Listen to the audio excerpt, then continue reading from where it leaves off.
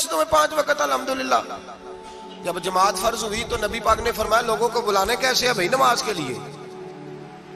ایک صحابی نے مشورہ دیا یا رسول اللہ خشک گھاس آپ یہ ابھی فصل آئے گی مونجی کی تو اس کے ساتھ وہ جو کیا پرالی کہتے ہیں اپنی زبان میں, وہ جب خشک ہو جاتی ہے نا اس کو آگ لگائیں تو آگ کا لاوا ذرا اونچا جاتا ہے, اونچا.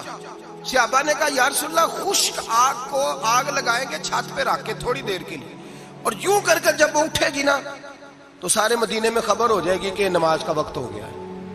حضور نے فرمایا ٹھیک ہے. ایک صحابی کہنے لگے یا رسول اللہ صلی اللہ علیہ وسلم اونچا دف رکھ کے زور سے 1-2 دفعہ بجائیں گے لوگوں کو پتا, مختلف باتیں. اللہ کے رسول نے فرمایا جاؤ سو جاؤ, سویرے آؤ گے پھر مشورہ کریں گے کیا کرنا ہے. اور مالک بھی دیکھے کتنا کریم ہے, جو جماعت کا حکم بھیج سکتا ہے وہ اذان کا نہیں بھیج سکتا, لیکن وہ کہتا ہے لوگ کہیں میرے مصطفیٰ کا دروازہ چھوڑ نہ جائے.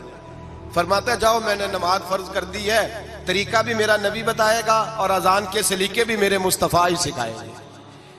سویرے صحابہ اٹھ کے آئے تو حضرت عمر فاروق آئے, کہنے لگے حضور میں نے خواب دیکھی ہے. حضور نے فرمایا تم نے بھی دیکھی ہے اور بھی کئیوں نے دیکھی ہے. یا رسول اللہ کیا؟ فرمایا چلو سناؤ. ایک صحابی اٹھے کہنے لگے حضور میں نے خواب دیکھی ہے کہ میں ایک بندہ کانوں میں انگلیاں لے کے کھڑا ہے اور کعبے کی طرف منہ کر کے کہہ رہا ہے اللہ اکبر اللہ اکبر اشہد ان لا الہ الا اللہ اشہد ان محمد رسول اللہ حی علی الصلاۃ حی علی وہ یہ کلمات پکار رہا ہے. حضور نے فرمایا چل تو بھی سنا. کہنے لگا حضور سنانا کیا ہے, یہ جو اس نے دیکھا ہے وہی میں نے دیکھا ہے. تیسرے سے کہا تو بھی سنا. کہا حضور جو اس نے دیکھا ہے وہی میں نے دیکھا ہے. چوتھے سے کہا حضور میں نے بھی یہی دیکھا ہے.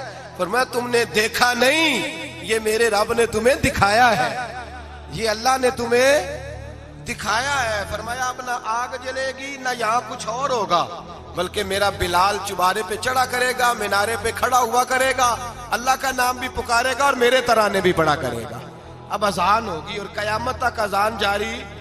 تو اذان کس سے ثابت ہوئی؟ صحابہ کی خواب سے. کہاں سے آئی صحابہ کی؟ تو دین میں اگر خواب کوئی اہمیت ہی نہیں رکھتا, اتنا بڑا کام خواب کے ذریعے ہو گیا, تو میرے بھائی خواب کی حیثیت ہے, خواب کو سمجھیں. میرے نبی پاک غلاموں کی خواب میں آتے ہیں, حضور جلوے. اور ایک بات سن لیں, نبی پاک صلی اللہ علیہ وسلم نے فرمایا جس نے خواب میں مجھے دیکھا اس نے مجھے ہی دیکھا ہے. شیطان خواب میں بھی آ کے میری صورت نہیں بنا سکتا, جس نے مجھے دیکھا اس نے مجھے. اور نبی پاک فرماتے ہیں جس نے مجھے خواب میں دیکھا بڑی جلدی ظاہری طور پہ بھی دیکھے گا. ظاہری, میرے اعلیٰ حضرت سے کسی نے پوچھ لیا کہا حضور ظاہری طور پہ کیسے دیکھے گا؟ آپ نے فرمایا پوچھ لو علماء سے. کہا حضور آپ بتائیں. آپ فرمانے لگے مجھے تو یوں لگتا ہے جس نے خواب میں مصطفیٰ کو دیکھا جب مرنے کا وقت آئے گا تو سامنے رسول اللہ کا چہرہ آ جائے گا. یہ ترجمہ اس حدیث کا کہ جس نے خواب میں دیکھا وہ ظاہری طور پر بھی جب مرنے لگے گا تو سامنے مصطفیٰ کریم کا چہرہ. نجم کی ہے خدا آرزو ہے یہی, عاشق زار کی آبرو ہے یہی, موت کے وقت سر ان کے قدموں میں ہو, دید ہوتی رہے دم نکلتا رہے. لگتا یہ ہے کہ یہ کام ہوگا. اور پھر یہ بھی یاد رکھیں علماء نے تصریح کی ہے, محدثین کہتے ہیں میں کسی کی خواب میں آؤں تو میرا اپنا اس میں کوئی دخل نہیں. وہ سامنے والا کہے گا جی آپ میری خواب میں آئے تھے, مجھے کوئی نہیں پتا. لیکن نبی پاک جس کی خواب میں آتے ہیں حضور اپنی مرضی سے آتے ہیں, اپنے ارادے سے آتے ہیں. حضور ارادہ کرتے ہیں تو خواب میں آتے ہیں, ورنہ نبی پاک صلی اللہ علیہ وسلم خواب میں تشریف, حضور ارادہ کرتے ہیں تو خواب میں, ورنہ حضور کسی کی خواب میں کوئی نہیں. سمجھ آئیے آپ کو بات, حضور ارادہ کریں تو خواب میں. اور میرے رسول پاک اپنے غلاموں کی خواب میں آتے. امام سخاوی نے لکھا ہے, علامہ صبوری نے لکھا ہے, مولا علی شیر خدا کرم اللہ تعالی وجہ الکریم, آپ فرماتے ہیں بڑا دیر ہو گئی حضور کے وصال ظاہری کو, کئی سال بیت گئے, لنگ کئی مہینے تے برس گئے, تیری دید نو دیدے ہی ترس گئے. فرماتے ہیں دل کرتا تھا حضور کا جلوہ نظر آئے. دور تھا حضرت عمر کا, میں درود پڑھتے پڑھتے سو گیا, مجھے خواب میں رسول پاک کا دیدار نصیب ہوا. اور دیدار اس طرح نصیب ہوا کہ اللہ کے رسول فجر کی نماز پڑھا رہے ہیں, میں پیچھے نماز پڑھ رہا ہوں اور پہلی صف میں 21ویں نمبر پہ میں کھڑا ہوں. نبی کریم علیہ الصلوۃ والسلام نے نماز پڑھائی تو مزہ آ گیا. نماز کے بعد حضور نے غلاموں کی طرف رخ پھیرا, ایک کھجوروں کا ٹوکرا آیا, اللہ کے رسول کھجوریں نکال نکال کے تقسیم کرنے لگے. 20 صحابہ کو دی تو 21واں نمبر میرا بھی آیا. حضرت علی کہتے ہیں میں خواب دیکھ رہا ہوں, خواب میری وچ ماہی آیا تے میں گل وچ پا لئیاں باواں, ڈر دی ماری اکھ بھی نہ کھولا کتے پھر بچھڑ نہ جاواں. کہتے ہیں میں نے دیکھا حضور نے کھجور اٹھائی, اس کو صاف کیا, مجھے دی. فرماتے کچھ کھجور کا مزہ, کچھ دست مبارک کا مزہ, کمال ہی ہو گئی, اتنا ذائقہ آیا.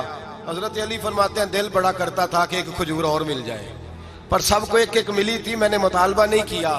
فرماتے ابھی کھجور کھا ہی رہا تھا کہ مسجد میں اذان کی آواز آئی. میرے دل سے ہاں نکلی کہ یار کبھی تو ٹھہر جاتا نا, تھوڑی دیر کبھی ٹھہر جاتا نا, ذرا ٹھہر جا مؤذن, میرا دل دہل رہا ہے, تو ذرا ٹھہر جاتا. کہتے ہیں اٹھا, وضو کیا, سنت پڑھی, بوجھل قدموں سے مسجد گیا, پہلی صف میں کونے میں بیٹھ گیا. مکبر نے اقامت کہی, عمر مصلی پہ کھڑے ہوئے. کہتے ہیں میں چونکا اس وقت جب عمر فاروق نے بھی وہی صورتیں شروع کر دیں جو رات خواب میں رسول پاک نے پڑھی تھی. میں بڑا حیران ہوا, نماز مکمل کر کے عمر بھی اسی طرح دیوار سے ٹیک لگا کے صحابہ کی طرف منہ کر کے بیٹھے جیسے نبی پاک بیٹھے تھے. حد ہو گئی کہ کھجوروں کا ٹوکرا بھی آ گیا. کہتے ہیں فاروق اعظم بانٹنے بھی لگے, 21واں نمبر میرا بھی لگ گیا. عمر نے کھجور دی تو ذائقہ بھی بڑا ہی آیا. حضرت علی شیر خدا فرماتے ہیں حضور سے تو ادب کی وجہ سے مانگ نہیں سکا تھا, عمر اپنا یار تھا. ایک کھجور کھائی تو میں نے کہا عمر یار ایک اور دے دے. تو کہتے ہیں فاروق اعظم نے ٹوکری میں ہاتھ رکھا, کھجور صاف کی, میں سمجھا ملنے لگی ہے. عمر نے صاف کر کے اٹھا کے دوسرے صحابی کو دے کے کہنے لگی علی چپ کر یار, اگر رات کو نبی پاک سے دوسری مانگتا تو میں بھی سویرے تجھے دوسری دے دے. حضرت جناب سیدنا علی المرتضیٰ فرماتے عمر بھی رونے لگے اور میں بھی رونے لگا, وہ بھی تڑپے اور میں بھی تڑپا. تو کہنے لگے علی تو کیا سمجھتا ہے, مصطفیٰ نے تیری جولی میں خیرات ڈالی ہے. وہ حبیب رات روضہ انور سے نکلے ہیں تو سب کے گھروں کو روشن کر کے گئے ہیں, وہ میرے اوپر بھی بڑا کرم فرما کے گئے. بھائی حضور جس نے مجھے دیکھا اس نے مجھے ہی دیکھا. حضرت علامہ نورانی رحمت اللہ تعالی علیہ نے ایک دفعہ کہا کہ بھئی تم لوگ زیادتی کرتے ہو, وہاں جن لوگوں کی حکومت ہے عرب میں ان کو للکارا, کہا تم ظلم کرتے ہو, یہ تمہارے عقیدے صحیح نہیں. وہاں ایک شخص نے بڑی غلط کتاب لکھی تھی, اس نے کہا تھا نبی پاک کا جو روضہ ہے گنبد ہے وہ سب سے بڑا بت ہے. علامہ نورانی نے احتجاج کیا تو شور ہو گیا کہ شاید پابندی لگ گئی ہے, یہ مدینے نہیں جا سکتے. تو صحافی جو ہوتے ہیں یہ بال کی کھال اتارتے. نورانی صاحب ایئرپورٹ پہ تھے تو صحافی قریب کیا, کہنے لگا سنا ہے آپ پہ پابندی لگ گئی ہے, وہاں جا نہیں سکتے. آپ فرمانے لگے یہ میرا اور میرے خدا کا معاملہ تم کیوں پوچھتے ہو, میرا اور میرے رسول کا معاملہ تم کیوں پوچھتے ہو, چھوڑو لگ گئی ہے. حالانکہ علامہ نورانی کے والد کی قبر جنت البقیع میں, ان کا سسرال مدینے میں, نورانی صاحب کا نکاح مدینے میں ہوا تھا. مولانا فضل الرحمان علیہ رحمہ کی صاحبزادی علامہ ضیاء الدین مدنی کی پوتی ان کے گھر تھی, ان کا آنا جانا تھا. بودو باشی عربی تھی, بہت بڑے وہاں کے وہ باشی تھے, بہت سارا ان کا خاندان نیشنل تھا عرب کا. کہا جناب پہ پابندی لگ گئی ہے. کہنے لگے یار میرا اور نبی پاک کا معاملہ ہے, تم کون ہوتے ہو. لیکن بات چھوڑ ہی نہیں رہے تھے, بار بار بات ہوتی. وہ کہتے تم کوئی اور سیاسی بات کرو, ملک کی بات, بار بار بات ہوتی. صحافی نے پکڑ ہی لیا, کہنے لگا علامہ بتانا پڑے گا, آپ تو حضور سے محبت کا دعویٰ کرتے ہیں اور آپ لوگوں کا خیال ہے کہ سال میں مدینے چکر نہ لگے تو سال نہیں گزرتا. اتنے عشق کا دعویٰ اور پابندی لگ گئی ہے تو کیسے جاؤ گے. تو علامہ نورانی نے صحافیوں کے بیچ کھڑے ہوئے موٹا جملہ کہہ دیا, بڑی بات کہہ دی. پلٹ کے دیکھا, کہنے لگے میں نے وضو کیا ہے اور 66 سال سے ہر سال مصلی رسول پہ کھڑے ہو کے قرآن سناتا ہوں, اور زندگی میں کوئی بڑے سے بڑا آدمی 36 سال سیاست کے باوجود 1 روپے کی کرپشن کا الزام نہیں لگا سکا. میں کرائے کے مکان میں رہ کے وقت گزارنے والا شخص ہوں, میں فقیر مصطفیٰ ہوں, تم کیوں اس طرح کے سوال کرتے ہو. کہنے لگے مولانا بتائیں, پھر بتاتے کیوں نہیں. آپ فرمانے لگے سنو پھر, میرا باپ احمد رضا بریلوی علیہ رحمہ کا خلیفہ ہے, ہم کوئی معمولی لوگ نہیں ہیں. میرے مدینے جانے پہ پابندی ہے تو کیا ہوا, میرے ہی مدینے جانے پہ پابندی ہے نا, نبی پاک کے پاکستان آنے پہ تو کوئی پابندی نہیں نا, رسول اللہ کے آنے پہ تو کوئی پابندی نہیں نا. فرمایا ہم عشق کے بندے ہیں, کیوں بات بڑھائی ہے. میں ایک دفعہ رو کے درود پڑھوں گا, میرا نبی مجھے دیدار کرا جایا کرے. میرے گھر میں آ کے حضور دیدار کرا دیں گے. ہم کوئی معمولی لوگ نہیں, تر دامنی پہ شیخ ہماری نہ جائیے, ہم دامن نچوڑ دیں تو فرشتے وضو کریں. اور صحابی کہنے لگا میں نے بھی ساری زندگی سیاستدان دیکھے, دنیا دیکھی, اور میں تو پینٹ کوٹ پہن کے انٹرویو لینے آیا تھا, لیکن مولانا کی بات دل سے ٹکرائی. مجھے کبھی نہیں پتا تھا کہ محبت رسول کیا ہوتی ہے. میرے بھی آنسو نکل گئے اور میں بھی پلٹ کے مولانا کے ہاتھ چومنے لگا. میں نے کہا مولانا اگر آپ کے جملوں میں اعتماد ہے تو آپ کے عقیدے میں کتنا اعتماد ہوگا, نظریے میں کتنا حسن ہوگا. اعلیٰ حضرت کہتے ہیں واللہ وہ سن لیں گے اور فریاد کو پہنچیں گے ہم. اتنا تو ہو کوئی فریاد کرے دل سے. میرے رسول کریم سید عالم صلی اللہ علیہ وسلم اپنے غلاموں پہ کرم فرماتے.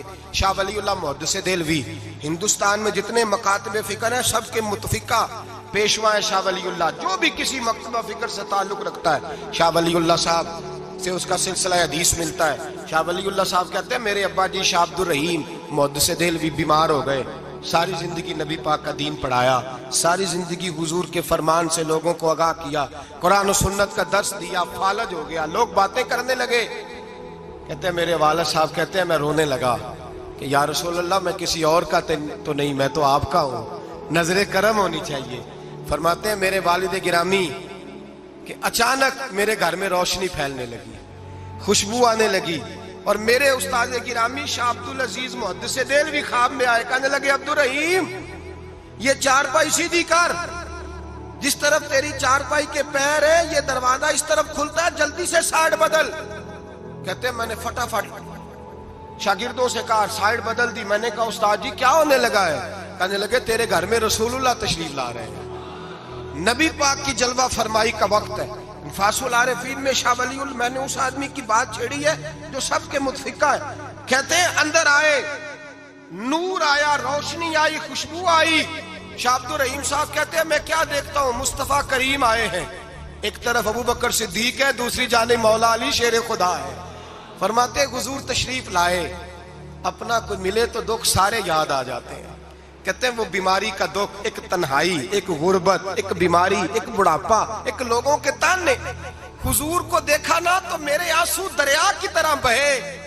کہتے ہیں رسول پاک میرے قریب آئے, میں فالج زدہ تھا, اٹھ نہیں سکتا تھا, چارپائی پہ بیٹھے بیٹھے میں نے حضور کے سینے پہ سر رکھ دیا اور رونے لگا. میرے آنسو حضور کے کرتے پہ گرنے لگے. کہتے ہیں نبی پاک کی داڑھی مبارک میرے چہرے سے لگنے لگی. اتنی تسلی دی محبوب نے, اتنی تسلی دی کہ فرماتے اگلے پچھلے سارے غم ہی میں بھول گیا.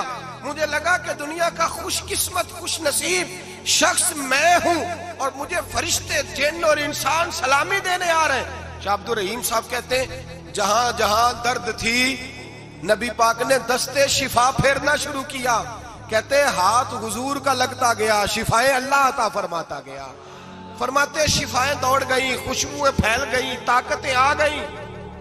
فرماتے حضور نے تھپکی دی, کہا بس کر دے, میں آج ہو گیا ہوں, میں آج ہو گیا ہوں. تسلی دی مصطفیٰ کریم, تسلی. خواب میری وچ آیا ماہی, میں اودے گل وچ پا لئیاں باواں, پھر ڈر دی ماری اکھ بھی نہ کھولاں, کتے پھر وچھڑ نہ جاواں. چر ہویا مینوں ترلے لیندیاں, کدی موڑ میرے ول واگاں. خواب میری وچ ایک بار جے آویں میں ساری عمر نہ جاگا. کہا نبی پاک بس کرنا, آج ہو گیا ہوں. کہتے میرا دل کیا کہ حضور جا رہے ہیں تو کوئی تحفہ ہی عطا کر دے, اور پھر دل کیا کہ کبھی حضور اپنی داڑھی کے 2 بال مبارک منہ مبارک دے دے تو میرے نصیب چمک جائے. کہتے میرے دل میں خیال تھا, قربان جاؤں میرے رسول پاک نے یوں داڑھی پہ ہاتھ پھیرا اور 2 منہ مبارک اتارے. فرمایا چل یار فکر نہ کر, تو رکھ لے. کہتے حضور نے مجھے دیے. اللہ کے حبیب جانے لگے, دروازے تک پہنچے تو میں نے اپنی چارپائی کو ٹٹولا تو بال ہی نہیں. میرے دل میں خیال آیا منہ مبارک کہاں گئے. کہتے ہیں نبی پاک نے رخ پھیرا اور حضور نے فرمایا تکیہ اٹھا کے دیکھ, میں نے تیرے تکیے کے نیچے رکھ دیے, تکیہ اٹھا کے دیکھ. فرماتے حضور چلے گئے. سویرے چنگا بھلا اٹھ کے چلنے لگا تو لوگ کہنے لگے یہ کرشمہ کیسے ہوا. میں نے کہا اس نے شفا دی ہے, جو شفا دینے والے کا محبوب ہے, جو شفا دینے والے کا حضور علیہ السلام کا دست مبارک پھرا ہے, شفا ہو گئی. اور میں نے کہا دلیل یہ ہے کہ مصطفیٰ یہ اپنے 2 بال مبارک بھی دے گئے. تو اعتراض کرنے والے فوراً کان کھڑے ہو گئے. عقل کو تنقید سے فرصت نہیں، عشق پر ایمان کی بنیاد رکھ. کہنے لگے یہ واقعی حضور کے 3 آ گئے. کہنے لگے واقعی. میں نے کہا جاؤ دھوپ میں لے کے جاؤ. کہتے وہ تینوں لے کے گئے. جب کمرے سے نکلے تو بادل کے ٹکڑے نے آ کے سایہ کر دیا. بادل کا ٹکڑا سایہ کرتا ہے. ایک مان گیا، 2 کہنے لگے جی اچانک ہو گیا. میں نے کہا دوبارہ جاؤ، 1 بار نہیں، 2 بار نہیں، 100 بار جاؤ. میں رسول اللہ کا نوکر ہوں، میں نوکری کر کے کھاتا ہوں، جھوٹ بول کے نہیں کھاتا. میں حضور کے نام پہ جھوٹ بولوں گا؟ اور جس کو نوکری کرنے سے وہ راج کے دے اسے جھوٹ بولنے کی کیا ضرورت ہے؟ فرمایا وہ دوسری بار گئے، سایہ پھر ہوا، آ کے میرے قدموں سے لگ گئے. کہنے لگے آپ بالکل ہی سچ کہہ رہے ہیں. ایک اور جماعت آ گئی، کہنے لگے ہمیں بھی زیارت کرائیں. میں نے تالے میں رکھے ہوئے تھے، تالا کھولتا ہوں تو کھلتا ہی نہیں، کھولتا ہوں تو کھلتا ہی نہیں. کہنے لگے شاہ جی خیر تو ہے، کیوں نہیں کھلتا؟ تو میں نے نظر ڈالی. میں نے کہا تم میں کوئی ایسا تو نہیں جس پہ غسل فرض ہو؟ غسل فرض ہو. ایک بندہ گردن جھکا، کہنے لگا حضرت غلطی ہو گئی، میں فٹافٹ آ گیا، نہ آ نہیں سکا. میں چل نکل مجمع سے.